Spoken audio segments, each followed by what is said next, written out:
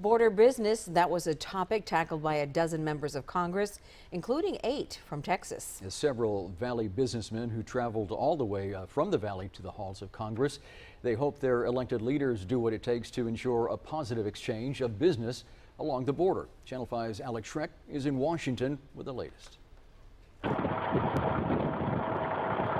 Harvesting produce, not an uncommon sight in the Rio Grande Valley, where many workers say they fear a new presidential administration coming after their back-breaking jobs. Mexico is a friend and not an enemy. Congressman Henry Cuellar, Vicente Gonzalez, and Filemon Vela were all on Capitol Hill today, part of a panel exploring border business. They also invited business leaders like melon farmer Noel Borders. Well, I hope we can keep NAFTA moving forward and don't make too many changes on the border.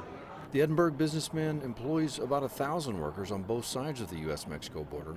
His last name really is Borders, and he says his melon business really does benefit from free trade that Congressman Henry Cuellar hopes will only get better. We need to look at making sure that the U.S., Canada, and Mexico look at this as a NAFTA 2.0. Another Valley businessman who also made the trip from the Valley to the halls of Congress said he hopes the Trump administration improves trade rather than follows through on an earlier promise to end it. It's really important that a new administration is willing to look at this in an open mind. It's brought jobs in middle America, and it's brought jobs on both sides of the border.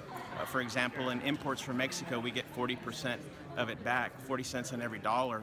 And if you compare that to, for example, imports in China, you only get 4 cents for every dollar. While the rain falls in the nation's capital and lawmakers make laws, laborers and melon pickers and those that sign their paychecks hope new leadership doesn't cause the sun to set on border trade. Alex Schreck, Channel 5 News at 10.